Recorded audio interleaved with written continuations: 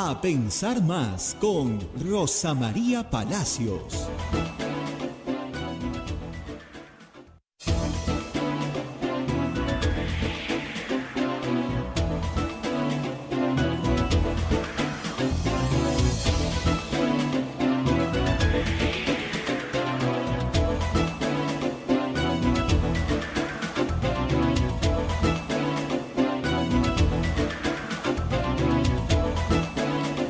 Señoras, señores, muy buenos días. Bienvenidos a Pensar Más con Rosa María Palacios desde Radio Santa Rosa para todo el Perú. Y estamos conectados con Radio Santo Domingo en Chimbote, Radio San Martín en Arequipa, Radio Cepagua en Ucayali, Radio Quillabamba TV en La Convención y Radio Madre de Dios en Puerto Maldonado.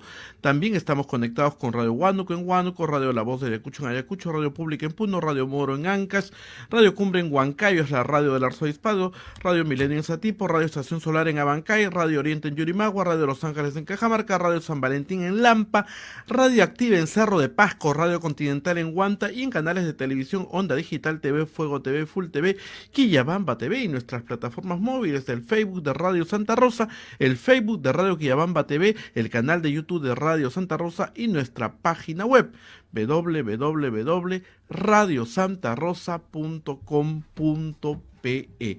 Hoy 31 de mayo, el Día de Defensa Civil, el día que recordamos a más de 60.000 personas que murieron en un terrible terremoto, uno de los más fuertes que ha soportado el Perú en el año 1970.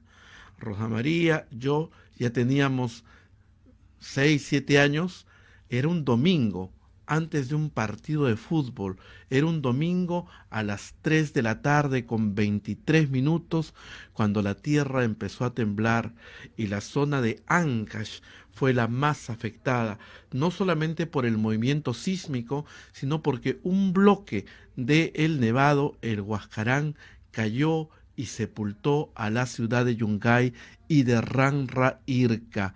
Hoy día, por eso se ha instaurado como Día de Defensa Civil y a las 10 de la mañana tendremos un simulacro donde todos los peruanos haremos ejercicio de cómo reaccionar ante un sismo fuerte. Si mal no recuerdo, fue de 7.8 grados centígrados en la escala de Richter y fue tremendo. Más de 60.000 personas desaparecieron ese día. Un día para la reflexión. A las 10 de la mañana todos los peruanos tendremos que hacer este ejercicio de poder tener la mochila de emergencia y ver los accesos por donde podemos evacuar las instalaciones. Pero no solamente esa es la noticia, en cualquier momento ahí entra Rosa María, ya está, ¿sí? Sino la noticia trágica con la que abrimos esta mañana es que esa niña, una pequeña de 11 años, ingirió en estos juegos de los chicos, ingirió una pastilla en el colegio, en un colegio de Independencia, y esta madrugada ha fallecido la pequeña. Rosa María, muy buenos días, ¿cómo estás? Muy buenos días, efectivamente una noticia trágica, Abel, donde hay que poner las alertas donde corresponde. Yo escuchaba en la mañana a Marcos Cifuentes decir que estos virales de TikTok no se generan en el Perú, sino en este caso en México. Desde enero ya estaba la alerta. Los chicos, muy, muy chicos, hacen tonterías porque son muy chicos. Han tenido acceso a estos virales porque se reproducen en redes sociales y tienden a copiar estos retos absurdos. A una niña de 11 años le dieron o ella se tomó 2 pastillas de clonazepam. No sé de qué miligramos, pero son muy fuertes.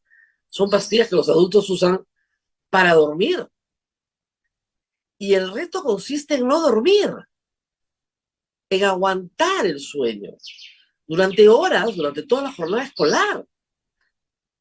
Obviamente la chica colapsó, tuvo muerte cerebral, tú no puedes privar del sueño a un ser humano y lamentablemente ya se ha declarado su muerte esta madrugada. Pero el Ministerio de Educación, el Ministerio de Salud, tienen que detectar y poner en conocimiento de los padres y del público en general estas moditas que son dañinas para la salud y que matan a menores de edad. Decía Marcos y Fuentes, estamos en el siglo XXI. Tienen que saber dónde se mueven los jóvenes, los adolescentes que por su propia constitución no han desarrollado su madurez. No han desarrollado madurez.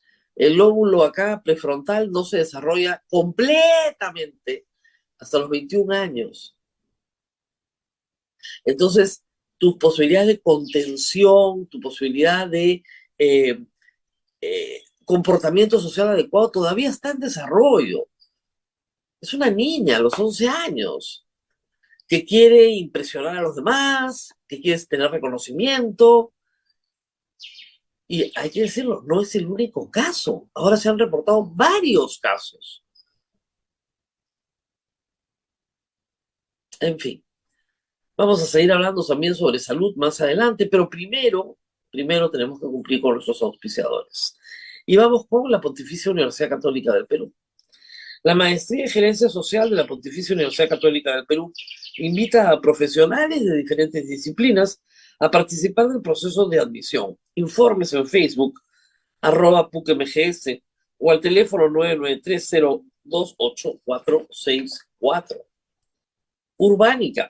Diseñamos y construimos viviendas que te conectan con la naturaleza y que generan bienestar para tu hogar. Si deseas conocer nuestros proyectos en Punta Hermosa y Miraflores, o si tienes algún inmueble donde quisieras construir, nos podemos asociar también. Escríbenos al WhatsApp 948-242-747 o al 998-999-201. ¿Cansado de perder horas en la gestión de tus procesos contables, administrativos y financieros? Simplifica tus procesos y ahorra tiempo y dinero con ERP Contanet, el sistema 100% peruano que llevará a tu empresa al siguiente nivel. Visita www.contaperuglobal.com o llama al 914-749-057. Y finalmente, Palestra Editores, el sello de los buenos libros de derecho, invita a toda la comunidad jurídica en Lima a visitar Librería Macro, Avenida Santa Cruz 160, San Isidro, a una cuadra del Colegio de Abogados de Lima. El Palestra Editores también presenta el libro Justicia Climática, que está a disposición de todos los lectores. Palestra Editores, 26 años dedicado a la difusión de cultura jurídica. Y por supuesto, este es el momento de recordarles a todos que también pueden ayudarnos. Lo único que tienen que hacer es capturar el QR que aparece aquí, ahí está, en pantalla. Lo capturan con su teléfono y nos hacen una pequeña donación. Todo nos ayuda. Y por supuesto, si usted es un peruano que nos escucha como tantos en el exterior y quiere colaborar con Radio Santa Rosa, una organización sin fines de lucro, lo único que tiene que hacer es es utilizar el sistema PayPal. Las instrucciones están en nuestra página web, y con cualquier tarjeta de crédito realizar una donación para nuestra radio. Estamos muy, muy agradecidos y muy contentos porque muchas personas nos dicen desde fuera del Perú que esta es su principal fuente de información sobre lo que viene aconteciendo en nuestro país y que por tanto están muy contentos de cada vez que pueden compartir con nosotros un poquito, que a nosotros nos ayuda mucho y a ustedes les da la satisfacción de colaborar con un servicio de noticias que es gratuito. Muy bien, ahora sí, Abel, regresamos al análisis político. Hay varios temas, pero voy a dejar los temas internacionales, la visita del señor Otárola a Brasil, para la segunda media hora, porque va a estar con nosotros Francisco Belaúnde, y vamos a hablar también de lo que está pasando en España, en Ecuador, de estas disoluciones de Congreso, y qué podemos aprender los peruanos de todos estos mecanismos constitucionales que no tenemos. Y nos vamos a centrar hoy ya en el caso de Mauricio Fernandini, caso que se ha conocido con extenso detalle el día de ayer. El domingo se conoció que Mauricio Fernandini había realizado una confesión sincera ante la fiscalía, ante el juez también había recogido su testimonio, y este había acreditado, perdón, es solo ante fiscalía, había acreditado conocer a los personajes involucrados en una trama de corrupción muy extensa, de la cual vamos a hablar hoy. Se conocieron fragmentos, repito, el día domingo de esta declaración, pero ayer ya se ha conocido la declaración completa. Ángel Páez de la República ha hecho un recuento largo de todo lo que ha hecho Mauricio Fernandini, y a ese recuento, sobre esa fuente voy a trabajar. Y vamos a presentar algunas de las cosas que ha dicho Mauricio Fernandini, porque creo muy importante establecer la verdad. Hay que decir que Mauricio Fernandini, apenas se explota este asunto, da una versión de los hechos en una entrevista en RPP a Omar Mariluz. Desde esa fecha no volvió a trabajar en RPP. Contrastando esa explicación con la actual, veremos que hay inconsistencias. Por ejemplo, Mauricio Fernandini señaló a Omar Mariluz que sí conocía a Salatiel Marrufo, pero jamás colocó a Heiner Alvarado, ¿no es cierto?, en esta ecuación. Habló de un amigo suyo que baila marinera en Trujillo, que tiene una hermana y la hermana está casada con Salatiel Marrufo, en fin. Luego habló de que jamás recibió un centavo y resulta que sí le pagaban un dinero. Y ahora vamos a aclarar qué cosa es alquilar su departamento, porque eso es también bastante confuso. En fin, vamos a leer algunas de las cosas que Mauricio Fernandini ha dicho al juez, señalando que esta es su confesión total y esperando que se le reduzca hasta por un tercio por debajo del mínimo legal, porque sospecho que la fiscalía podría estar imputándole organización criminal, ya no solo tráfico de influencias, sino organización criminal, al colocarlo en el centro de una operación. Primero, antes de leer a, a Mauricio Fernandini, explicar de qué se trata este delito. Un delito tan antiguo como la humanidad. Sada Goray es una empresaria, representante de Marca Group, cuyo negocio, entre otro inmobiliario, es construir viviendas económicas de interés social.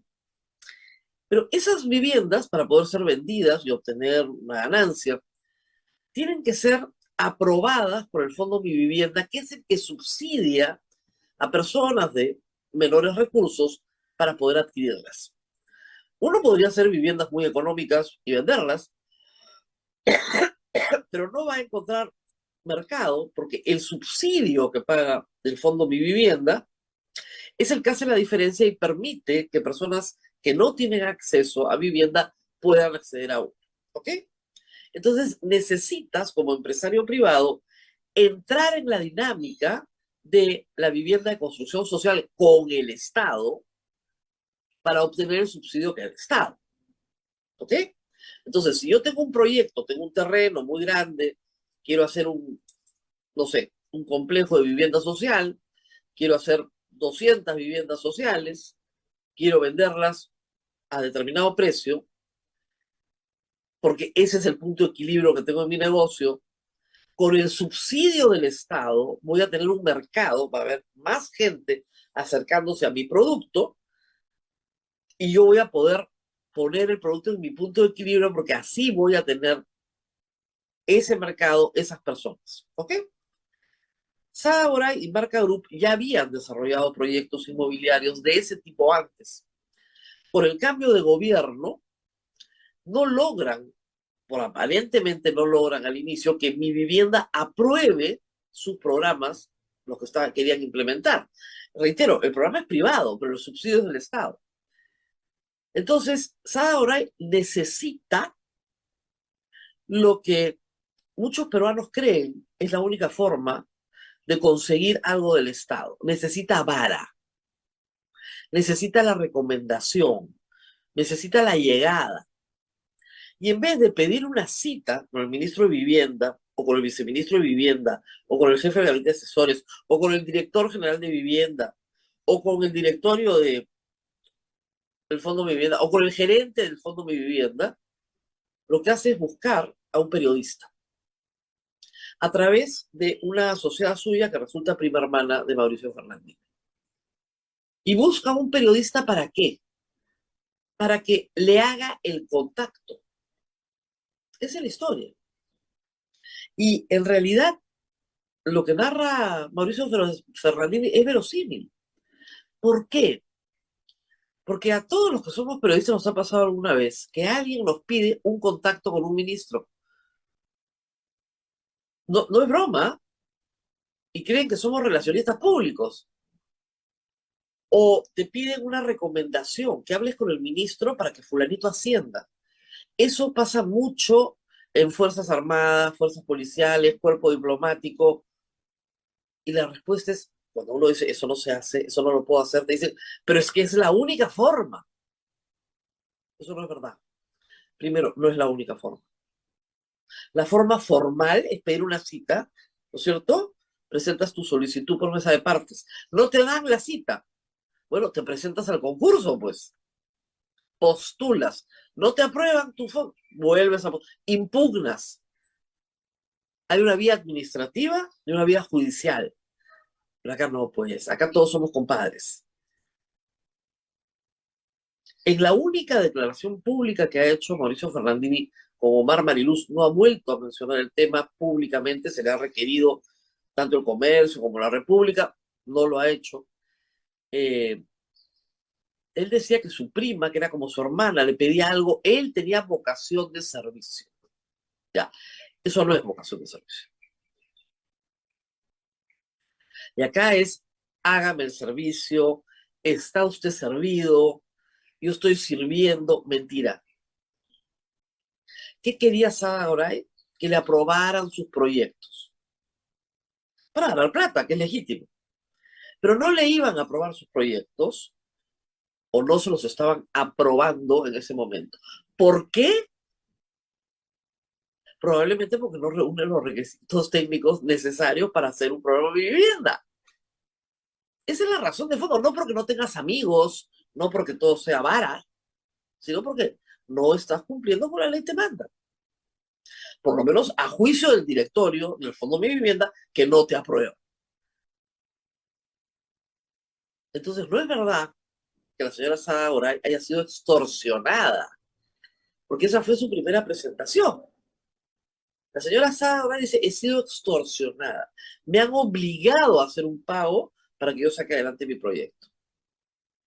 En el relato de Mauricio Ferrandini, como veremos, es la señora Sada Oray que busca influencias en el ministerio y le pide a un periodista que tiene contacto con todas las autoridades del país que le consiga un contacto en el Ministerio de Vivienda. ¿Para qué? Para coimearlo, pues. Al final de cuentas es eso, para coimearlo, para poner personas en el directorio propias del Fondo de Vivienda para que le aprueben sus proyectos. Esa es la historia. Increíble. Ahí no hay un acto de extorsión. El problema judicial que yo veo en este momento es que Salatiel Marrufo, liberado ayer, decidió también contar toda la verdad, con lujo de detalles. ¿Cómo, cuándo y dónde? ¿Quiénes son sus cómplices, etcétera? La señora Sada, que se presentó con la idea de que había sido extorsionada, queda un poco fuera de lugar, pero parece también que va a contarlo todo, y lo está contando todo. Y Mauricio Fernández lo está contando todo. Y el problema es que cuando todos lo cuentan todo, ¿quién va a ir preso? Porque al final alguien tiene que ir preso, ¿verdad? Hay que decir algo, Salatiel Marrufo está pidiendo colaboración eficaz y se la han otorgado. Ayer ha sido liberado. Y Mauricio Ferrandini lo que está es acogiéndose a otra figura, que es la de la confesión sincera. Yo lo cuento todo, todo, todo, todo, todo, todo, me arrepiento, todo. Y me bajan me condenan, pero por debajo del mínimo legal. Por lo tanto, probablemente no tenga que ir a la cárcel. Y Sada, que vive fuera del Perú actualmente, no lo sé. pero su historia original ya no coincide con el relato de sus coimputados, porque resulta que acá no hay ninguna extorsión. Es decir, que a ti no te aprueben un contrato con el Estado, puede querer decir sí que te están mandando un mensaje de que pagues una coima. De acuerdo. Pero en este caso los hechos no dicen eso. Ella busca a Mauricio Fernández para que le consiga una relación. Y miren, este tema hay que manejarlo con pinzas. Hay algunos periodistas en el Perú que se dedican activamente a las relaciones públicas, que son lobistas de intereses particulares. Y bien por ellos, porque la carrera de comunicación para el desarrollo es una carrera. Entonces ya no eres periodista, pues. Si tú te quieres dedicar a las relaciones públicas, bien por ti, pero ya no eres periodista. Lo que no puede ser es relacionista público y periodista. Porque además te estás aprovechando de una posición que un medio te da y que te da contacto con muchísimos políticos para favorecer un negocio particular. O sea, el problema ético ya ni siquiera, digamos, tengo que explicarlo. Creo que queda bien claro, ¿no? El problema penal es que Mauricio Fernández y sus coimputados tienen que someterse a la decisión, digamos, preliminar de un juez. Porque lo que estás diciendo, señor juez, yo no voy a juicio oral, condéneme, pero condéneme como manda la ley por debajo del mínimo legal. Y Mauricio Fernández no alquiló un departamento que él tenía para que se sostuvieran reuniones. Esa es una figura benigna.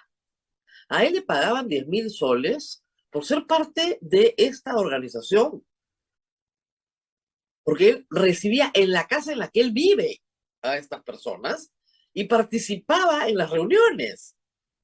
Saura le daba una platita para que fuera, ¿qué? La tapadera, pues, de la organización. Eso no es alquilar tu departamento. Eso es prestarte a un esquema de corrupción en el que tú estás escuchando todo lo que están diciendo y que incluso los dineros de la coima los dejan en tu inmueble para que tú los transfieras al otro. Ahora, eso permite a Mauricio Fernández ser el testigo y el actor también que corrobora lo dicho por Salatiel Marrufo. Porque Salatiel Marrufo pide una coima considerable de 4 millones de soles. Y lo que dice Mauricio Fernández es que esa hora le dice que muy bien, pero que se le puede pagar en especie también con un inmueble. Oferta contra oferta. Y eso permite a la justicia tener el relato claro y corroborado de uno y otro de los actores partícipes en esta historia. Tengo acá, como les decía, algunas partes de la declaración que han sido publicadas en la República, la declaración de Mauricio Fernández, y esta es exactamente lo que él dice. Conocí a Salatiel Marrufo porque Heiner Alvarado López me contactó con él. Acá no está la marinera ni el amigo de Trujillo, no. Me contactó con él. Y el 3 de agosto del 2021, Marrufo me invitó al restaurante Choza Náutica. 3 de agosto del 2021. Miren la fecha. ¿Cuándo juramentó Pedro Castillo? El 28 de julio del 2021. Esto es 4 días después. Es decir, la señora Sada Goray no había probado que en este gobierno, el de Castillo, no le habían aceptado sus condiciones en el Fondo Mi Vivienda. Habían pasado 4 días de gobierno. Nadie le había rechazado nada porque no había habido nada. El 3 de agosto de 2021, Marrufo me invitó al restaurante La Choza Náutica, ubicado en la cuadra 6 de la avenida Aramburú en San Isidro. Me contacto con él porque la señora Pilar Tijero Martino, que es mi prima, desde el 29 de julio del 2021 me pedía con insistencia que le ayude con algún contacto en el Ministerio de Vivienda. El 29 de julio, la prima le insiste, tienes que conseguirme, y ya te voy a ayudar, primita. Llama a General Alvarado, y General Alvarado lo pone como arrojo. Y el 3 de agosto ya estaban almorzando. Bueno, fíjense, ese es el poder que tiene un periodista. Y ese poder lo ha usado Mauricio Fernandini para el mal. Así fue así como yo el 2 de agosto del 2001 le escribí al mismo General Alvarado indicando que era periodista y que tenía información valiosa para el fondo Mi Vivienda, respondiendo que me podía poner en contacto con el jefe de gabinete asesores Salatiel Marrufo. La típica, ¿no? Tengo una denuncia importantísima para tu sector, tenemos que hablar. Marrufo me llamó, precisando que era por encargo del ministro, diciéndome, mi cuñado Polo Campos te conoce, él es el que... El cuento que le contó, pueden buscarlos ustedes, a Omar Miraluz, era diferente, era, yo conocía, todo al revés, mi cuñado Polo Campos te conoce, y efectivamente Polo Campos y yo somos amigos desde hace muchos años, pero yo no sabía que Salatiel Marrufo era su cuñado, se entera ahí. El mismo 3 de agosto del 2021 le comuniqué a mi prima, Pilar Tijero, que me había comido un ceviche con Salatiel Marrufo y que me dijo que su cuñado, Polo Campos, era un conocido mío por el mundo de la marinera. Ella, muy contenta, la prima, me indicó que le pediría a Marrufo que la reunión fuera en mi casa, en Conde de la Moncloa 363 San Isidro. Así que el 6 de agosto, imagínense usted la velocidad, no había pasado ni una semana de la juramentación del 2021, se dio la reunión desde las 2 p.m. hasta las 10 p.m., donde mi persona estuvo de espectador. 8 horas. En esa reunión, Tijero le explicó a Salatiel Marrufo que en el fondo Mi Vivienda, o sea, la prima es asociada también de Sada Goray. Cuando había temas que Marrufo preguntaba y ella no sabía respecto a diversos programas y entidades del Ministerio de Vivienda, esta llamada por teléfono a Ítalo Arbulú Ortega, representante de Marca Group, poniendo en altavoz y dando respuestas a las consultas de Marrufo. Cuando se fue Marrufo, mi prima me dijo, Sada Goray va a estar agradecidísima contigo. Muy bien. Saliendo de la casa de Sada Goray, en otro momento, unas semanas después, con mi prima me propone, ¿qué te parece si te alquilamos el departamento para tener reuniones? Ofreciéndome 10.000 soles mensuales por el alquiler de mi departamento, porque estaba ubicado en buena zona y céntrico para las reuniones que tendría posteriormente. Aceptando dicha propuesta, precisando que las cosas se hicieron con mucho cuidado porque quería cuidar mi buena reputación. Eso no es un alquiler de tu departamento.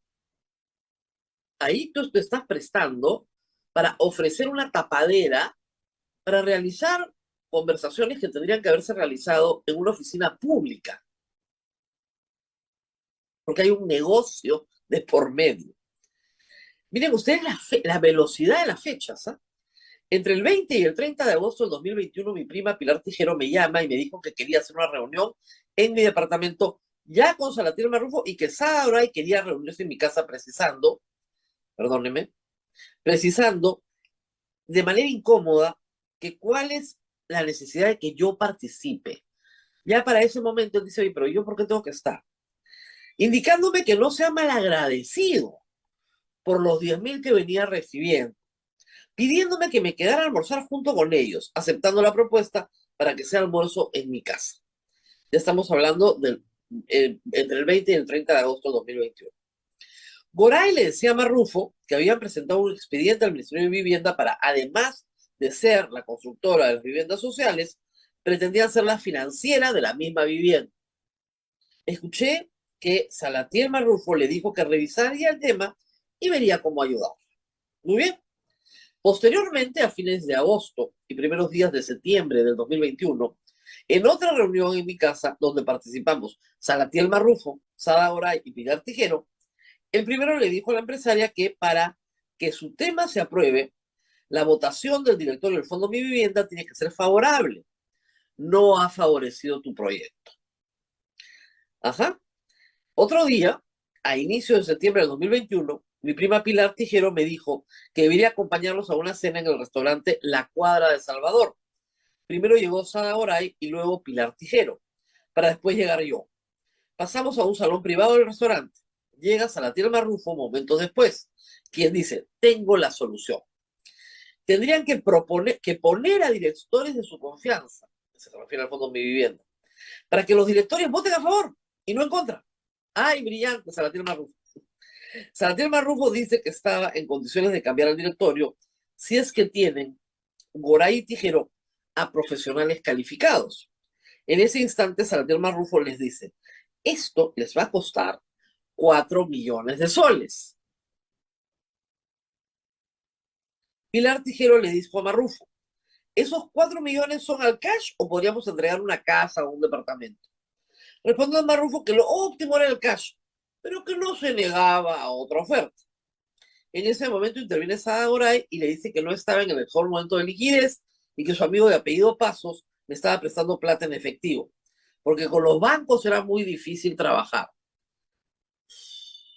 Si una empresaria te dice que con los bancos es muy difícil trabajar, es porque no es sujeto de crédito, pues.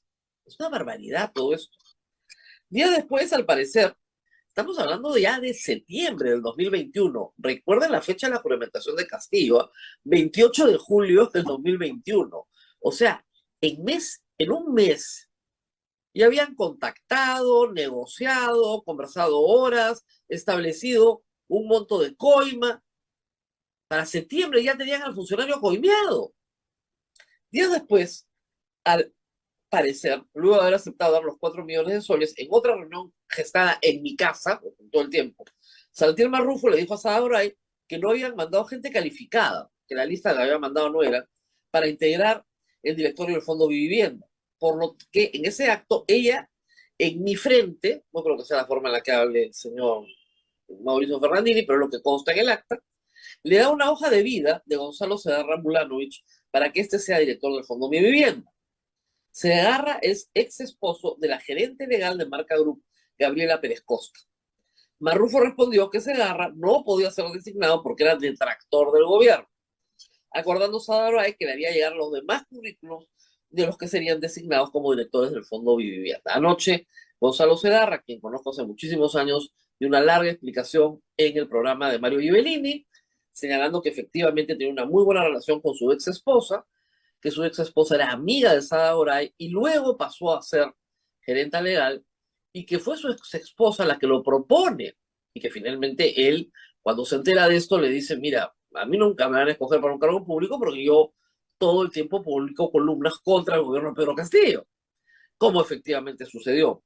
La relación de Gonzalo Segarra también ha sido establecida por él, dado que él fue contratado por Sada Goray, que después fue la empleadora de su ex esposa, para que hiciera un trabajo de reingeniería del directorio. Y le propusieron ser presidente del directorio. Él aceptó a condición de que se hiciera un cambio total del directorio y se me llamaran a personas con más experiencia y más calificadas, y estaba en el trabajo de organizar un directorio cuando explota este tema. Por lo tanto, nunca asumió el directorio, nunca firmó el acta, nunca se tomó el acuerdo, nunca se formalizó. Esta explicación creo que es valiosa e importante porque se le ha querido involucrar en estos hechos. ¿Qué más tenemos acá? Y por supuesto no tenía la menor idea de todo lo que estaba pasando, ¿no? Justamente cuando explota este asunto es que se decide suspender en primer término y luego no participar en nada. Vamos a leer un poquito más. Entre el 20 y 21 de septiembre de 2021 recibí la llamada de mi prima Pilar Tijero y me dijo, Marrufo ya no me contesta el teléfono, diciéndome que ya le dimos la plata, expresándole que ese era un tema entre ellos. El 29 de septiembre de 2021 me volvió a llamar mi prima y me dijo que ya habían hablado con Salatiel Marrufo y que ya se publicaría la resolución de designación de los directores del Fondo Mi Vivienda que ella había propuesto. El 14 de octubre de 2021 a las 7 p.m. me llamó Pilar Tijero diciéndome que iba a ir a mi casa el chofer de Sada Goray llevando un encargo para Salatiel Marrufo. Llegando el chofer me da una bolsa mediana con contenido y dejándolo en mi departamento. Momentos después llegó Salatiel Marrufo entregándole dicho encargo. Quiero mencionar que no abrí la bolsa, pero sí presumí que contenía dinero y estaba siendo entregado a Salatiel Marrufo como parte del pago por la designación de los directores del Fondo Mi Vivienda. O sea, eso de que yo no recibí un centavo, que fueron sus palabras textuales por Omar Mariluz, es completamente falso. Salatiel Marrufo desde el primer momento dijo que había recibido el dinero de manos de Mauricio Fernández. Y era verdad. No he recibido nada de nadie, ni un centavo. Eso fue lo primero que dijo Mauricio Fernández. En fin, yo tengo vocación de servicio. Estaba ayudando a mi prima, pero le pagaban 10.000 soles mensuales. Muy bien. Así va el caso, y tenemos algunas cosas más, porque hay otra entrega de dinero bastante importante. El 6 de diciembre de 2021 me llamó mi prima Pilar Tijero y me dijo que habilitara una cochera en el sótano de mi condominio, encontrando un vehículo con lunas polarizadas de Sada Oray. O sea, el cambio se hace ahí. En ese instante ella baja cargando una batea, color azul, cubierta con una manta con corazones rosados. Ingresamos al ascensor, subimos y encontrando a mi prima, quien me dijo, solo es un rato, observando que salía de mi casa Salatiel Marrufo cargando un maletín color tabaco, quien se retiró rápidamente. Presumí que Marrufo llevaba el dinero que había sido subido a mi departamento Sada Goray, presumiendo que dicha entrega era parte del pago por la designación de los directores del Fondo Mi Vivienda. ¿Qué les puedo decir? El problema para un periodista que comete estos actos es que no solamente tiene que él enfrentar a la justicia, sino que desprestigia la profesión. Y hoy por hoy, el periodismo peruano pasa por una crisis muy grave. Ustedes pueden leer la encuesta del IEP el domingo pasado, donde el 65% de los encuestados considera que los medios de comunicación no han informado correctamente sobre los hechos de violencia en el Perú. La desconfianza en los medios de comunicación es inmensa, pero hechos como este colaboran en esa desconfianza y nos perjudican a todos, a los que hacemos un trabajo honesto. Nos perjudican absolutamente a todos. Un periodista no utiliza su red de contactos para organizar un negocio de coimas con un funcionario público. Y Mauricio Ferrandini no es ningún idiota, sabía perfectamente, y se lo ha dicho al fiscal, que a través suyo se entregaba el dinero de la coima. Reitero, el negocio de la señora Goray era muy sencillo. Capturar el Fondo Mi Vivienda, el directorio del Fondo Mi Vivienda, para que todos los proyectos que ella presentara fueran aprobados por el directorio. Y coimear a quien hiciera falta para que eso sucediera. El negocio de Salatiel Marrufo era recolectar la plata y repartirla. Él dice que la repartió al presidente de la República, que la repartió a Heiner Alvarado, que la repartió a todo el mundo y a él también. Estamos hablando de más dinero porque hay una casa en San Isidro que también fue entregada a Salatiel Marrufo. Todavía las cuentas no están absolutamente claras porque es evidente que en eso sí Mauricio Ferrandini no contó el dinero, pero sí escuchó lo que dijo Salatiel Marrufo. Quiero 4 millones de soles. Eso te va a costar 4 millones de soles. Los negocios de Sada Goray con el Estado peruano espero que estén liquidados, ¿no? Por lo menos se habían suspendido. Espero que no haya más negocios de Marca Group con el Estado peruano. Ningún negocio de Marca Group. Porque es una empresa coimera. Y eso no es una extorsión. Miren las fechas. El Fondo Mi Vivienda no se había ni instalado. O sea, podían continuar los mismos directores porque hay una continuidad en el sector público. Pero acababa de entrar. Y ella ya tenía desde el 29 de julio a la prima llamando insistentemente a Mauricio Ferrandini para que le consiga un contacto. El 3 de agosto se reúne con Salatiel Marrufo y ya se estaban comiendo el ceviche. Acá no hay una extorsión, no hay una persecución, no nos han sacado del mercado injustamente. No. Nada de eso. Qué vergüenza, ¿verdad? Qué vergüenza y qué asco. Vamos a la pausa y regresamos con Francisco Belaúnde para hablar de política internacional peruana.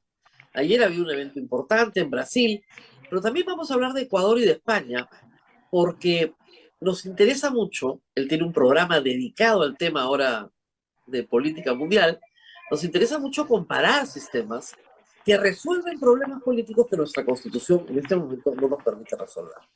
Pausa y volvemos. Así es, Rosa María, vamos a la pausa. Si estás cansado de perder horas en la gestión de tus procesos contables, administrativos y financieros, simplifica tus procesos y ahorra tiempo y dinero en ERP Contanet, el sistema 100% peruano que llevará a tu empresa al siguiente nivel. Visita nuestra página web contaperuglobal.com o llama al 914-7490-57. Y Palestra Editores, bajo la dirección del reconocido profesor penalista Jesús María Silva Sánchez de la Universidad Pompeu Fabra de Barcelona, Palestra International Center for Legal Study presenta el curso internacional Actividad Empresarial y Derecho Penal del 10 al 21 de julio en el campus de la Universidad Pompeu Fabra de Barcelona. Accede a las últimas vacantes llamando al 994-8201-48 o ingresando al instituto palestra.com. Pausa y retornamos.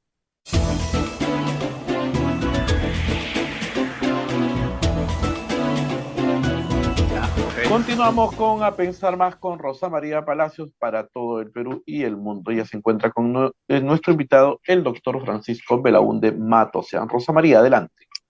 Muy bien, efectivamente, Hablemos del Mundo es el programa que tiene Francisco Belaúnde en YouTube. Ustedes lo pueden consultar, suscribirse, que es una buena idea, porque lamentablemente los medios de comunicación en el Perú no le dan mucha importancia a lo que sucede en el resto del planeta. Y hoy lo que sucede en el resto del planeta es cada vez más importante para el Perú. Así que empecemos por lo que sucedió ayer en Brasil. El presidente Lula, no sabemos, hay un comentario suyo también en El Comercio, no sabemos si quiere resucitar UNASUR o si quiere hacer otra cosa, pero sí convocó a todos los presidentes de Sudamérica. Y la verdad es que la presencia del señor Otárola quedó un poco deslucida en esta famosa foto que todos están comentando.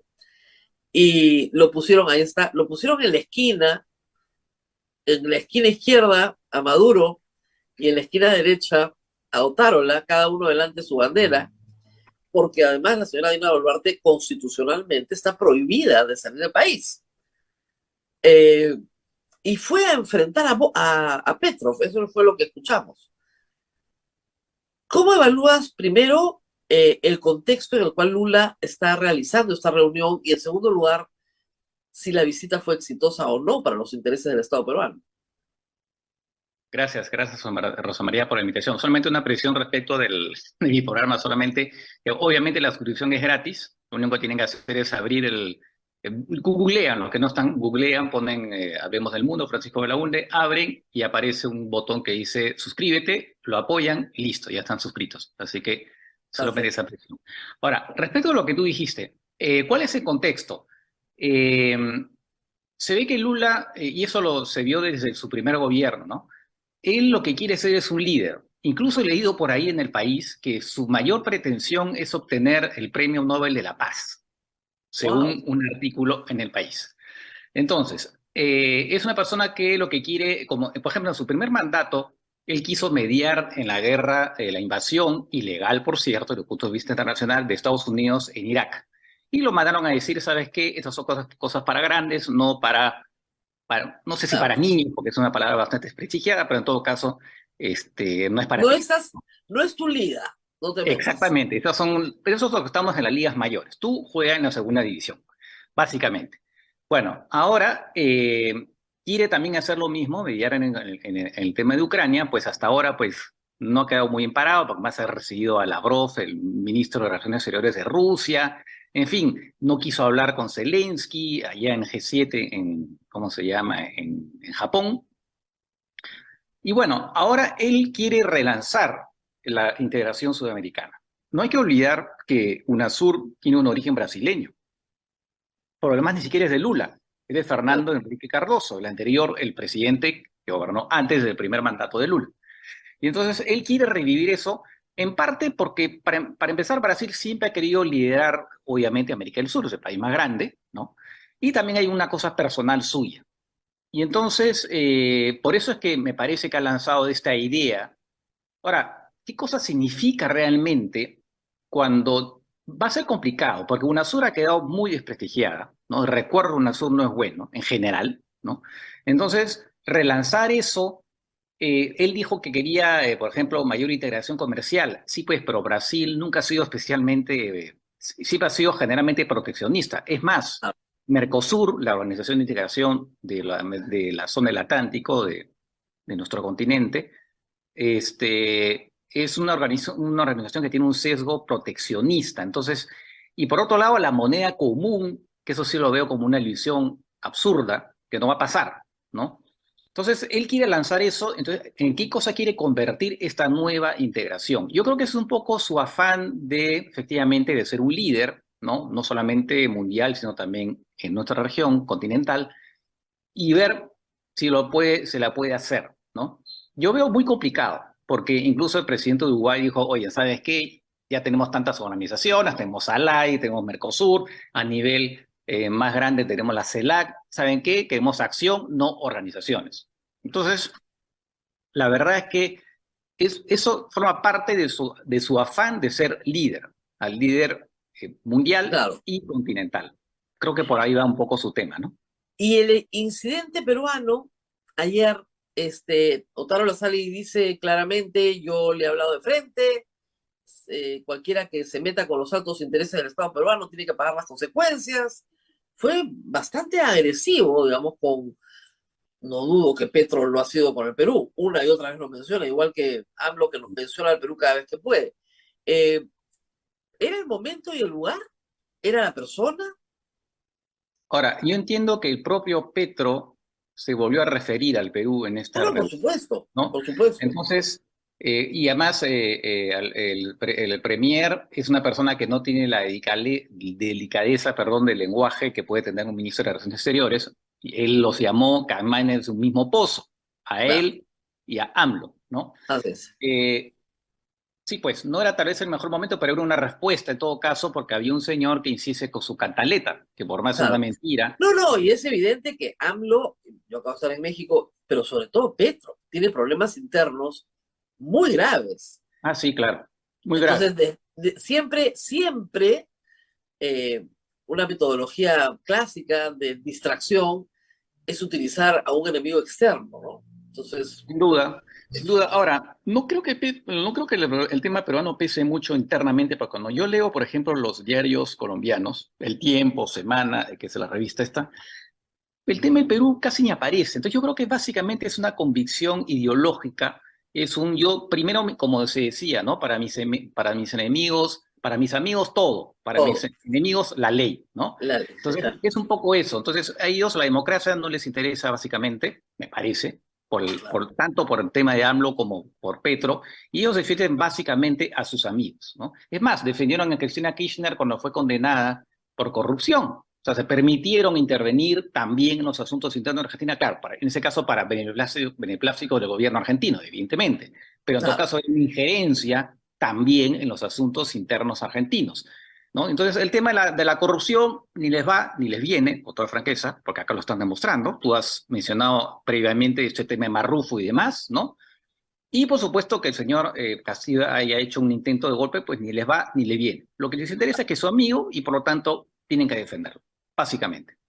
Ahora, mirando a México, el presidente de México ha señalado que no va a entregar la presidencia de la Alianza del Pacífico y se está comenzando a discutir incluso la posibilidad de una agudización, digamos, de las relaciones diplomáticas, digamos, hacia negativo, ¿no? Hay gente que cree que es posible que comiencen a haber hasta obstáculos comerciales o que finalmente se rompan relaciones con México. Sí, no creo que se llegue a tanto. Yo creo que ahí el Perú tiene que ser muy prudente, porque se está más frente, y también el Congreso, por cierto, porque se está frente a una persona que no es totalmente racional, ¿no? El señor AMLO es una persona que reacciona de manera emotiva, ¿no? Creo que tiene un ego del tamaño de una catedral, si no más, y entonces, como Petro, problemas también, por cierto. Claro, Entonces, es un tipo que no reacciona de manera, es como Donald Trump, ¿no? Es una persona que reacciona así de manera emotiva, dice tonterías y nunca se sabe lo que puede pasar con un personaje así. Entonces, es mejor no provocar a alguien así. Entonces, yo creo que el Perú ha hecho lo que tenía que hacer.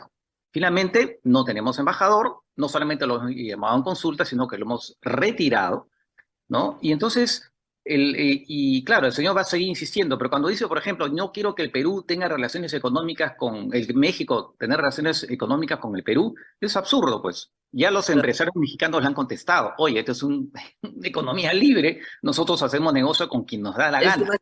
una carta muy dura mandada por una asociación de empresarios muy importante en México al presidente, diciéndole no se meta en el tema comercial, porque nosotros efectivamente estamos protegidos para hacer negocios con quien nos dé la gana. Pero Exactamente. sí, digamos, ¿podría haber un agravamiento o tú crees que no es Mira, yo creo posible ya? que con alguien como Alno nunca se sabe, ¿no? No sé si será cierto, para eso uno lee las redes que están poniendo problemas a los peruanos que viajan a México. Bueno, sí, No he yo puedo leído. dar fe. Ah, sí. Ah, Ah, bueno. sí, sí. Acaba de entrar a México. ¿A qué viene usted a México? Pasaporte peruano. Ya. ¿Ah? Y ¿A qué viene a usted a pesar que se México? puede entrar sin visa, ¿no? Claro, sin visa. ¿A qué vengo a la Bienal en Guadalajara de Mario Vargas Llosa? Sí, es Mario Vargas Llosa. No sé qué tan culto sea el de aduana, amigo. Carta de invitación al Congreso. Programa del Congreso. O sea, que tenía todo impreso, porque ya me habían advertido. Y algunos peruanos les piden la reserva del hotel impresa. Ujú, Entonces, revisó, leyó cada párrafo, revisó ujú. íntegramente el programa, Ah, mira. todo, y me Ya, dejaron pasar. Y no de fui la acuerdo. A Giovanna Porarolo le pasó exactamente lo mismo. De acuerdo. A De Raúl acuerdo. Toledo no, porque tenía pasaporte italiano, pero bueno, los peruanitos que llegamos con pasaporte Claro. peruano te Sí. hacen un montón de preguntas en migraciones. Y nuestra gente de viaje nos había advertido. De Ojo, acuerdo. lleven la reserva del hotel impresa, están haciendo muchas preguntas a los peruanos que entran a México. Y digamos, no era un problema en mi caso que podría llamar digamos, a la gente de aduana a sospechar que yo iba a ingresar ilegalmente a los Estados Unidos, porque en el mismo pasaporte tengo visa a los Estados Unidos. Entonces, Ujú, ¿qué viene usted a hacer acá? de acuerdo. Detalladamente. De acuerdo. Ahora, y yo creo que eso en parte, me parece, habría que ver, están muy duros en general con gente que viene de otros países de América Claro, Latina, porque el tema de la migración, ¿no? Porque sí, sí, muchos de sí. ahí quieren pasar a Pero Estados Unidos. Francisco, Entonces, tremenda visa a los Estados Unidos en el pasaporte. Es obvio que si quiero ingresar a los Estados Unidos, no lo voy a hacer ilegalmente no, lógicamente. por Por la eso digo, frontera, ¿no? yo, claro, lo que pasa es que yo trato de poner un poco en contexto, evidentemente es posible que sí haya una Me instrucción muy clara pareció de más, generarles problemas a los claro, peruanos, ¿no? yo creo que era más una instrucción del tipo pasaporte peruano, haga usted más preguntas. De acuerdo, podría ser. Efectivamente, ante eso el Perú tiene que adoptar la actitud exactamente contraria. Los mexicanos están bienvenidos, ¿no? Porque Claro, no se puede entrar en ese tipo, ¿no? En ese tipo de actitudes que son absolutamente actitudes bajas, ¿no? Entonces, claro. sí, eso sería inquietante, efectivamente, sería inquietante, y que por ahí algún inversionista mexicano, obviamente no se va a retirar, claro, no se va a ir Southern ni otras empresas, pero de repente, como decía ayer Luis Miguel Castillo en una entrevista conjunta que tuvimos, puede desanimar eventualmente algunos proyectos de inversión nuevos y ponerlos en pausa. Eso podría pasar. Pero más allá de eso, el comercio continúa, las inversiones Claro, están además, ahí. hay que entender que para México el Perú es muy importante como plaza de inversión, Así es, pero así no es. al revés. O sea, no hay No al grandes revés. inversiones privadas Así en México. es. O sea, Exactamente, quien exactamente. pierde más es el que está viniendo a invertir porque ya invirtió, ¿no? Así es, así Ahora, es. ahora, pasemos a Ecuador y a España, porque son dos casos paralelos pero interesantes, en los cuales el jefe de Estado, el jefe de gobierno, en el caso de España, el jefe de gobierno, dice, hasta aquí nomás, Sí, y vamos a elecciones. Le sí, devolvemos el voto al pueblo. Ecuador tiene en su constitución un mecanismo por el cual el presidente puede adelantar elecciones sí. y listo. En Ujú. el caso de España, que es un régimen parlamentario, el presidente de gobierno puede decir, señores, disuelvo el Congreso y llamo elecciones. De inmediato, tienen elecciones Así el es, 23 de julio. O sea que así empecemos por ahí. En menos de 2 meses, un proceso electoral. Eso en el Perú sería inconcebible. Hablemos Claro, un poquito del modelo español. lo que hay que decir es que efectivamente en todo régimen parlamentario el quien gobierna es el primer ministro, jefe de gobierno, o llamado presidente del gobierno, en fin, como se le quiera llamar, pero equivalente al primer ministro, y él puede disolver el Congreso cuando le parece, incluso por cálculos electorales. De repente está a la mitad de su mandato o al tercer año de su mandato y ve que las encuestas le favorecen y mejor disuelvo ahorita, porque de repente en un año las encuestas no me van a favorecer. Entonces, ¿saben qué? Disuelve el Congreso ahora. Y eso se puede hacer. Y consigo, en este caso, sí se reelige, porque consigo un nuevo mandato. Exactamente, y un nuevo mandato 4 años. 4 años, claro. Exactamente. En el caso de Ecuador es distinto. Para empezar, normalmente en un régimen presidencial como el ecuatoriano, el presidente no puede, normalmente, no puede disolver el Congreso. Gracias. En el Perú es un tema curioso de mezcla de sistema parlamentario con presidencial. En Ecuador no había esto hasta esta constitución Gracias. de Correa. Claro, Correa la mandó a hacer, ¿ah? O sea, a Rafael Correa, efectivamente. Él es el patrocinador de esa constitución y muy probablemente el que puso el visto bueno en las disposiciones más importantes. Entonces, es una manera efectivamente de dirimir conflictos. Él estaba pensando en él mismo, probablemente, supongo. Y en todo caso, dirimir conflictos ante el Congreso porque claro, incluso en los regímenes presidenciales, el Congreso sí puede destituir al presidente, claro. incluso en Estados Unidos, ¿no? Lo que dijo Lazo, que me creo que es bien interesante, es: prefiero 6 meses en el purgatorio que 2 años en el infierno. Exactamente. Entonces, ahora, ¿él va a postular a la reelección? Mira, hay una duda, hay una duda ahí porque él dijo a Washington Post en una entrevista que él no iba a postular, pero ahora parece que la cosa ha quedado abierta, ¿no? Claro. Y lo interesante también en el caso ecuatoriano, y ahí sí me parece un poco absurdo, es que no van a ser elegidos por un nuevo mandato, sino que van a completar el mandato, ¿no?, de los que se van. Claro. Entonces, va a haber un nuevo Congreso, como pasó acá, ¿no? Que hubo un Congreso que completó simplemente, ¿no?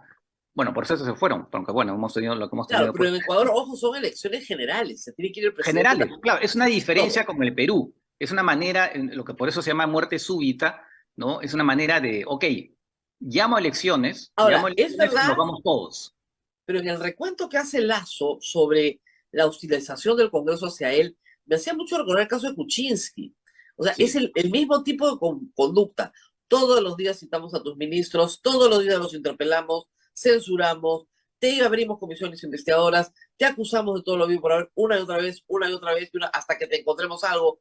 O el comportamiento del Congreso corto con Vizcarra, ¿no? A ver, ¿de qué te vamos a acusar? Tenemos que vacarte cualquier cosa. Vamos con Richard Swing, no funcionó. Vamos con los contratos, sí funcionó. O sea, ese tipo de Congreso hostil, que es lo que hemos tenido lamentablemente en los últimos 6 años, lo seguimos teniendo, ya no con Dina Boluarte porque la necesitan solo para su sobrevivencia, nos convoca, digamos, a pensar en soluciones diferentes.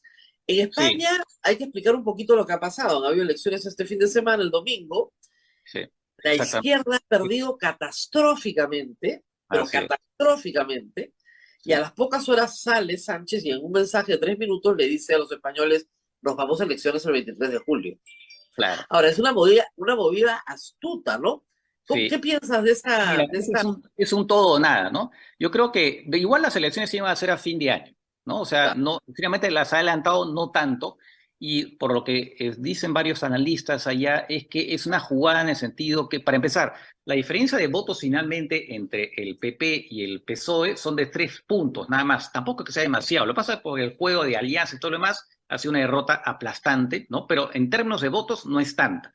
Y lo que quiere Sánchez es encajonar al PP en el debate ustedes van a aliarse con Vox, ¿no? Claro. De alguna manera es que hayan electores, digamos, más moderados de derecha que dicen no ni hablar. Entonces, o bien no van a votar, o bien saben que mejor votamos. Claro, Vox es el abrazo del oso. Si te alías con Vox, claro, yo te gano. Exactamente. Y por eso que ahora Feijóo, por eso Feijóo, que es el líder, prefiere no hablar mucho de eso. Prefiere no hablarlo ahora en campaña porque es consciente que Sánchez, el cálculo es encajonarlo en esa discusión. No, y también el cálculo de Sánchez es: ya no vamos a hablar de la derrota, ahora vamos a hablar de las elecciones. También, Cambio los exactamente. temas. Así Porque es. si no me Es van a una, tener es una, 3 semanas jugada hablando de la astuta. derrota del PSOE, la derrota del PSOE y la derrota, ¿no? Y Podemos, que está desaparecido también, Podemos hacer, o sea, para que se entienda para el público peruano, al final del día, el partido de izquierda tradicional, que es el PSOE, el Partido Socialista Obrero Español, ha quedado un poco al centro respecto de Podemos. Sí, claro, Y, por supuesto. y el PPE, ¿no es cierto?, ha quedado también al centro respecto de Vox, a la derecha. El Partido Popular, que era un Sí, partido de derecha, termina siendo menos radical que Vox. Y sí. Ciudadanos, que también quedó muy destruido, Desapareció. claro, desapareció porque trataba de representar al centro y no lo logró. Exactamente. Así Y es. no lo logró.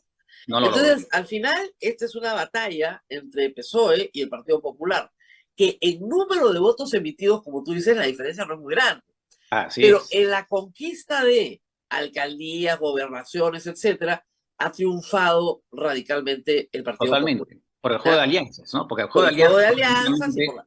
Entonces, han así es. conquistado los puestos públicos, más Así no el es. voto popular. Y lo que quiere Sánchez es Exactamente. ver, bueno, veamos cómo nos va cuando elijamos Congreso y cuando elijamos, Así es. allá se llaman las Cortes, Congreso, y cuando elijamos al partido de gobierno, ¿no? Al que va a tener el Ejecutivo. Exactamente. Y para eso Exactamente. adelante el Es un juego. cálculo inteligente, es un cálculo inteligente, una jugada de póker, si se quiere.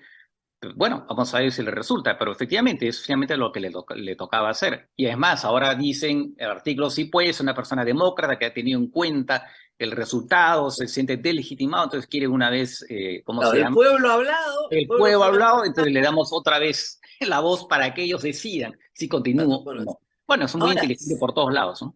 claro, ahora yo sí creo en que en el Perú tenemos algo que imitar, porque el pueblo quiere hablar. Tú Sí, tienes una pues. encuesta el sábado pasado, el domingo pasado, que es reiterativa, Sí, sobre el sí, adelanto de elecciones. Ojo, adelanto de elecciones del cual se discutía cuando Castillo todavía era presidente, ¿ah? Y claro, con Lula se ha así es. grabado, pero el 82% del país dice, devuélveme mi voto. Así es, exactamente. Y Quién en sabe, este, una cosa como la ecuatoriana puede ser una solución, ¿no? Que se vayan elecciones generales de todos, ¿no? Entonces eso todo. podría ser eventualmente una pista a explorar. La No es única lo mismo, forma, la única forma de hacerlo es con la renuncia de Dina Boluarte y no le da la gana. Porque no no, le y da la además, gana, punto. quién sabe si el Congreso hubiera dicho nos vamos todos, quién sabe en ese momento se queda sin argumentos porque había dicho que se quería ir y ahora sí nos vamos todos. Pero claro, si el Congreso no, entonces ya tiene el argumento perfecto. Pero eso no se quiere, Claro, no se quiere ir, bueno, yo tampoco, pues, tampoco me voy. Así de claro, simple. pero es una barbaridad lo que le están haciendo al país. En el camino es una barbaridad. Sin duda. Tenemos Es dos más, democracias, como la ecuatoriana, muy cerca, o la española, que pueden perfectamente tener elecciones en medio del proceso sí, democrático y mantener la forma democrática de gobierno y encontrar una salida. Pero en este momento así tienes una presidenta que tiene más de casi 80% de desaprobación, 79 me parece, o algo así, o 70 y algo, y un sí, Congreso que tiene de aprobación 6. sí. Una vez estaba contando esto afuera, en México, ¿6 qué? Me dijeron, 6% de aprobación, 90% de desaprobación, no puede ser, 90% de desaprobación. En Lima, la aprobación del Congreso es 4. En Sí, pues, Lima, donde se supone que es la plaza fuerte de la derecha peruana, claro, 4. O sea, sí, sí, ¿qué les pasa? Hoy día sí. leía un artículo de Carlos Basombrío donde hay 72 congresistas con imputaciones penales. 72. Más del doble, Claro, y más de del esos doble. 50 han votado por el defensor del pueblo. Así es, así es. Imputaciones penales, o sea, son imputados. No digo que sean culpables, son No, claro, imputados. claro, así es. Unos con historias que vienen de atrás y otros con historias durante este mandato. Así Cosa es. terrible. Pero así estamos. Entiendo que el doctor tiene clases, así que lo tengo que dejar, ¿ya? Pero vamos a consultarlo nuevamente sobre política internacional. El programa se llama Hablemos del Mundo. Así es. Entren a YouTube como usted, o entren de frente en Google, A Google, Francisco Beladumbe, así Hablemos del es. Mundo, lo encuentran, y como Y dice, se suscriben y ya les van llegando los programas automáticamente, que es la forma más fácil de verlos. así Rosa es. Muchísimas María, gracias a antes que Francisco se por vaya el doctor, sí, ¿por antes de que se vaya. ¿por qué no le dio la mano al señor Otárola, es lo que preguntan el Todo el mundo presidente de pregunta por qué Uruguay, el Luis presidente de Uruguay no Lacalle. le dio la mano. ¿Por qué no le dio la mano? En esa foto ahí Ah, vemos es curioso porque clarito. se trata finalmente del presidente de Uruguay, que en principio, claro, no es de izquierda y por lo tanto no tendría que haber tenido ningún Es un presidente de inconveniente. derecha. Es de derecha. Entonces, o bien Otárola se sintió medio corto, tímido y no le dio la mano, o bien el propio, ¿cómo se llama? Hace así. Hace Entonces, claro, así. no se sabe muy bien, ¿no? Habría que, con toda franqueza, no he leído artículos sobre ese tema específico, no he encontrado, en todo caso, no los he visto, que expliquen ese detalle en particular. Porque me pueden ser las cosas, o él se sintió corto, o el otro dijo, tú no eres presidente y por lo tanto sabes que no te doy la mano. ¿Cómo será? Es atroz, pero digamos, no es presidente, pero en esa foto actúa en representación de la presidenta. Exactamente. Y en general, Absolutamente. cuando hay estas cumbres y siempre hay alguien que no ha podido, el presidente no ha podido ir, o hay un vicepresidente o un ministro, siempre se dan la mano. Cuando hay estas cosas, si todos lo hacen, todos se dan la mano. En este caso no ha pasado así. Habrá que preguntarle a la propia Otárola. Ayer me decían que le estábamos dando demasiada importancia al gesto, pero lamentablemente la política pues es antropomórfica, ¿no? Tiene cara, tiene cuerpo. Exactamente. Entonces, los gestos ante una cámara de Importan los mucho. presidentes son importantísimos. Hoy día en Brasil se deben estar volviendo locos, porque si no era lo que querían transmitir, pues la transmisión ha sido Perú no juega. O Sí, sea, Perú está bienvenido, ¿no? Pero tú eres camote, ¿ya? Mantequilla, tú no juegas, ¿ya? Mándame una presidenta de verdad. Y la verdad es que además en la foto era bien significativa. Tal vez este es un detalle que nadie ha notado, pero no había ni una sola mujer. Ha claro, cambiado eso ahorita sí, la he gente. visto varios comentarios, pero efectivamente, ¿no? En una época había un poco más de presidentas, Dilma Rousseff, Mujeres. la propia Kirchner, en fin, pero Claro, esa vez, pues no, Dilma, no, Kirchner, Bachelet, así es. Y ahora no, no hay, no hay. ni una. Salvo Dina una que no Boluarte, pudo, salvo una que no pudo asistir. exactamente. Y que además, reitero yo lo que les he dicho siempre, si la presidenta quiere asistir, que el Congreso, que es tan buena gente con ella, haga una reforma constitucional. Claro, Lo que no pueden es pasar una ley no, para así reformar es. la Constitución. Es una aberración. Así Parece es. que se han chupado, que la Mm, velocidad que tenían era para este evento. Y se han claro, dado cuenta de que es una aberración. No sé si este Consejo Consultivo se lo ha dicho o no, pero si quieren hacer algo, modifiquen la Constitución, ya se acaba la legislatura, estamos en junio, y así aprueben es. una reforma constitucional en junio, y en Claro, agosto la vuelven a votar y la señora puede viajar. En 3 meses exactamente. puede viajar, pero que aprueben una reforma constitucional. Muy bien, muchísimas Claro. gracias a Francisco de la Onda que tiene clases. Nos tenemos que despedir, Abel, y nosotros nos quedamos un poquito más. Rosa María, permíteme agradecer a la editorial Palestra que también me llegó por acá el libro Justicia Climática A mí de también me ha llegado, ¿eh? Henry. Somos ¿Te dos. llegó?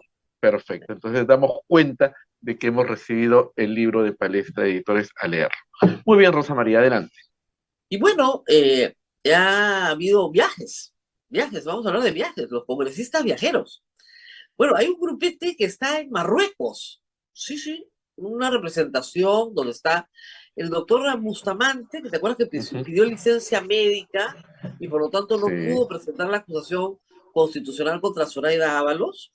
Bueno, resucitó. Se siente bien, se trepó un avión y se fue a Marruecos. Marruecos queda bien lejos, ¿no? ¿Qué tal espíritu? Porque si uno está enfermo, la verdad que te da todas esas horas de vuelo. Y se fue con Mari Carmen Alba también. Y un par más por ahí. A Marruecos. Bien. Rosángela Barbarán. Rosángela Barbarán no podía faltar, pues imagínate, ¿no? El cogollo del Congreso a Marruecos. Muy bien, a representar al Perú en un evento de parlamentarios del mundo o algo por el estilo. Pero los que también se fueron de viaje fueron los congresistas Américo Gonza, que tampoco pudo presentar la ley Mordaza, ¿no es cierto? Porque tenía cosas más importantes que hacer. Se fue a El Salvador con el congresista Muñante, un congresista que es parte de Renovación Medieval, un partido completamente conservador, autoritario y, hay que decirlo, mercantilista, ¿no? La crema innata de la DBA más el señor Américo Gonza. Y se fueron a El Salvador, y pobres, no los recibió Bukele, no. Iban con la mejor disposición, pero nada, nada. El vicepresidente los recibió. Y se fueron a mirar, a lavar el sistema carcelario de El Salvador. Aquí hay que explicar algo que es bien importante de explicar. Las cosas no son blanco y negro. El señor Bukele quiere hacer creer que las cosas son blanco y negro, con él o contra él. Pero las cosas no son blanco y negro. El Salvador ha tenido una de las peores violencias que puede sufrir una comunidad. Las maras, la Mara Salvatrucha y otras, dominaban las ciudades y parte del campo a través de la extorsión, a través del asesinato, del sicariato. Los salvadoreños no vivían en paz, vivían en una permanente tensión heredada de una guerra civil, donde finalmente de los combatientes pasaron a las pandillas, las peores pandillas del mundo. Pandillas que operan no solamente en El Salvador, hay que decir, están vinculadas a toda clase de delitos en El Salvador, pero también exportan ese tipo de delincuentes a los Estados Unidos. Muy bien. La promesa de Bukele era acabar con esto, una promesa que obviamente todos los políticos hacen y es muy difícil de implementar. Pero él decidió crear un sistema absolutamente punitivo en el cual te detienen sin mucha explicación. Si tienes algunos tatuajes en el cuerpo que identifican tu pertenencia a una pandilla, para adentro, sin discusión. Y lo que se ha venido denunciando es que, si bien el sistema ha sido muy efectivo en reducir el asesinato en El Salvador, se ha reducido, pero de una manera radical. Y hoy los ciudadanos de El Salvador salen a las calles con tranquilidad, porque no hay robos, porque no hay muerte, porque pueden vivir en paz. Y están muy agradecidos, porque le tiene 90% de aprobación hoy en El Salvador. Las cosas no son blanco y negro, pues. Ya hay problemas. Sus métodos carcelarios implican graves violaciones a los derechos de las personas, porque resulta que hay detenidos que son inocentes. O resulta que se está torturando. Los métodos son de tortura. Entonces estamos hablando de otra cosa. Estamos hablando de un régimen punitivo, represor, muy efectivo en la represión, muy efectivo hay que decirlo, pero eso va a explotar. Y porque además las informaciones que hay, las pocas que hay, porque la libertad de expresión es perseguida en El Salvador. El Foco, que es uno de los medios de referencia más importantes en streaming, en digitales, en El Salvador, ya ha tenido que mudarse fuera de El Salvador para poder seguir reportando, ha señalado en varias oportunidades que si bien el régimen es muy popular por sus resultados, tarde o temprano, cuando se conozcan a cabalidad los métodos, dejará de ser popular. Y porque además, a pesar de que se niegue, han habido ciertas transacciones iniciales del régimen de Bukele con algunos líderes de algunas pandillas que han logrado ponerse a buen recaudo huyendo de El Salvador. Entonces las cosas no son tan claras como para ir a hacerle una visitita y que prenderle incienso y decirle, te alabamos, Señor. Yo espero que no se copien esos métodos en el Perú. No porque no quiera que baje la delincuencia, por supuesto que quiero que baje la delincuencia. Pero es como si ustedes me dijeran, ya tengo la solución para acabar con la delincuencia. Vamos a matar a todos los que estén presos. Son 100.000, listo, matamos 100.000 personas y ya está. Ya no hay presos, cerramos todas las cárceles porque ya no es necesario. ¿Se imaginan la solución? Ya, ese es el tipo de solución. O ya no vamos a tener más pobres en el Perú porque vamos a poner un impuesto a la pobreza. Entonces, si eres pobre, tienes que pagar impuestos más. Es que disparate. Ah, no sabes cómo van a ser rápidamente menos pobres. No puedes, es un disparate. La gente termina muriéndose porque no tiene que comer. Ah, pero ya no tenemos pobres. Ya, ese tipo de soluciones es la que propone Bukele. Metemos presos a todos, no les preguntamos si son inocentes, si son culpables. No hay procesos penales justos, no hay debido proceso, no hay nada. Reprimo, torturo para obtener declaraciones, obligo a firmar declaraciones de culpabilidad bajo tortura. Entonces ya está, listo. Tienes 2 tatuajes para adentro.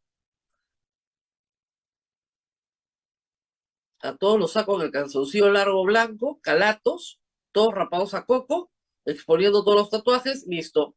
No son seres humanos, son ganado, pues, ¿no? Ahí, todos tirados en el piso.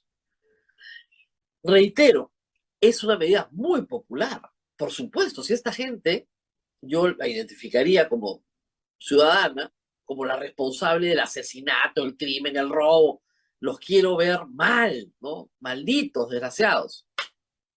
Pero así no se construye un sistema de justicia. Así se construye una represión populista que te va a durar 3, 4 años, no te va a durar más. Esa represión populista no puede durarte más, porque inmediatamente van a surgir todas las respuestas diciendo, señor, yo soy inocente, nunca cometí ningún delito, me han tenido preso años por tener 2 tatuajes, etcétera, etcétera, etcétera. Cometes tremendas injusticias. Y porque tampoco puedes abusar de los derechos de las personas.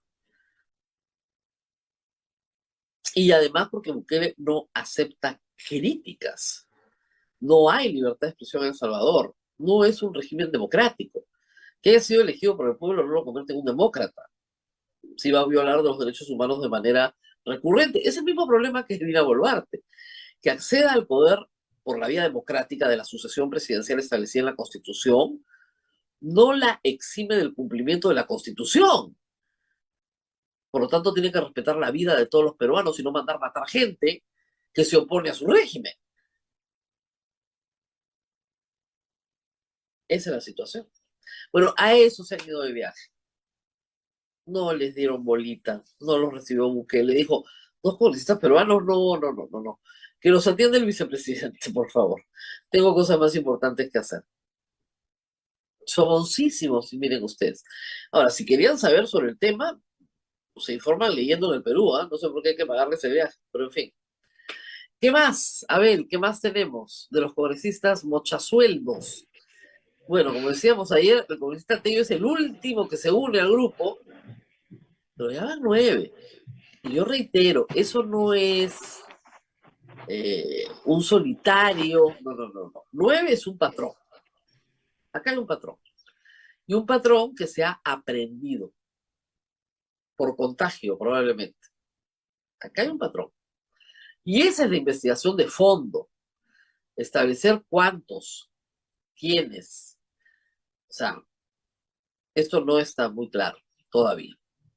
Y a ver, son las 9:19. Hay un tema que no pude tratar porque yo estaba de viaje y es bien importante de tratar, creo que lo vamos a tratar con algunos especialistas penalistas, es el tema de la prescripción. Una institución que es poco comprendida por los que no son abogados, pero que implica que el Estado y la sociedad no te pueden perseguir eternamente. Tiene que haber un plazo para que se te condene o primero para que se te investigue, y un plazo para que se te juzgue, y un plazo para que se te condene. Cuando esos plazos son muy largos, tenemos juicios de 20 años. Y es verdad que hay un problema grave, porque la Fiscalía no le da velocidad a los procesos. ¿Qué es lo que se ha modificado? No se han modificado los plazos de prescripción. Lo que se ha modificado es una institución que es parte de la prescripción, que se llama la suspensión de la prescripción. ¿Ok? Supongamos, a mí no me han investigado durante varios años, me comienzan a investigar, comienzan a haber un montón de actos procesales, ¿no es cierto? Esa investigación, ¿no es cierto?, cuando se inicia por actos del Estado, ¿no es cierto?, tiene un efecto sobre el proceso. Y los actos que yo desarrollo como imputado también tienen un efecto sobre los plazos del proceso. Y hay determinados momentos en los cuales la prescripción se puede suspender. Es medio complicado, es confuso. Hay determinados momentos en los cuales yo, por ejemplo, soy no habido. Por mi culpa, el proceso no continúa. Entonces te dicen, no, pues se suspende la prescripción. El plazo ya no corre. Porque por tu actividad procesal por tu culpa, por tu responsabilidad. Tú estás evadiendo la acción de la justicia que te está persiguiendo para evitar que sea juzgado. ¿Ok? Lo que han señalado en este proyecto de ley es que la interrupción de la prescripción no puede ser mayor a un año. Antes no tenía límite. Ahora, más de un año no se puede interrumpir la prescripción. Eso sí, varía radicalmente los plazos de prescripción porque ya no hay suspensión de la prescripción. Pero yo sé que es sumamente confuso lo que acabo de explicar. Hay un cuadro hoy día en la República que explica el impacto de los procesos, porque ya simplemente corre. Si son 12 años, el plazo de prescripción son 12 años. Ya no se suspende. Antes te suspendían y podías hasta triplicar el plazo de prescripción. Ahora no. Entonces, ¿qué están diciéndole el Congreso a la Fiscalía? Apúrate en acusar. ¡Apúrate! En principio me parece mal porque favorece a personas particulares. Hoy día César Azabache dice que aquí tiene que haber un caso particular que todavía no estamos viendo. ¿Ok? Y lo más seguro que sí. Pero también hay una preocupación por la cual, digamos, tenemos que establecer que una persona no puede estar investigada 8 años. No puede, pues. Me persiguen por lavado. ¿Por qué? Porque el lavado tiene un plazo de prescripción de 30 años. Ya está. Ya tiene un plazo de prescripción de 30 años. O sea, 20 más 10. O sea, el plazo de la pena mayor más la mitad. La prescripción, lo que se llama la prescripción larga. 30 años. Muy bien. Y incluso el sistema dice, no, se suspende ese plazo. Se suspende porque el imputado ha desarrollado una actividad contraria al proceso. Entonces, en realidad, el plazo de prescripción puede ser infinito. 35 años. Porque me van suspendiendo la prescripción. Entonces, de hecho, no, señor. La suspensión de la prescripción, 1 año, nada más. Esa es la diferencia. Entonces, ¿qué tiene que hacer la Fiscalía? Contratar más personal. Pedir a la Junta Nacional de Justicia que haya más concursos. Necesita más gente, sí. Pedirle al MEF más presupuesto, también. Pero comenzar a limpiar y resolver todo lo que tienen que resolver lo antes posible, justamente para que no se les venzan los plazos. ¿Por qué además? Porque la Fiscalía tiende a imputar organización criminal y lavado, porque tienen penas altísimas, para que no les venza la prescripción. Pero resulta que a la hora de la hora esos no son los tipos penales aplicables, pues. Entonces, si es tráfico de influencias, recontravención. Eso es lo que yo sostengo sobre el tema de Kuczynski. A Kuczynski comete un delito, si es que lo comete, siempre hay la presunción de inocencia, pero digamos, en el supuesto de que haya cometido un delito en 2006 y ese delito es tráfico de influencias, no lavado, tráfico de influencias, ese delito ya prescribió. Tendrían que dejarlo en libertad ya. Y yo sé que es muy confuso para algunas personas decir, pero ¿por qué prescriben los delitos? De nuevo, porque el Estado y la sociedad no te pueden perseguir eternamente. Eso sería un abuso. Te persiguen 15 años y al final eres inocente. Y te comiste 3 de preventiva, todo, ¿ah? 15 años perseguido y eres inocente. Tiene que haber un balance. Entonces, como la presunción de inocencia prima, tú tienes que establecer un plazo para que te persiga el Estado. ¿Cuánta gente conocemos hoy que tiene procesos que vienen del primer gobierno de Toledo, del único, perdón, gobierno de Toledo, o del gobierno de Humala? ¿Cuánta gente? Pónganse a pensar. Ya van a cumplir 10 años esos procesos, o en otros casos 15.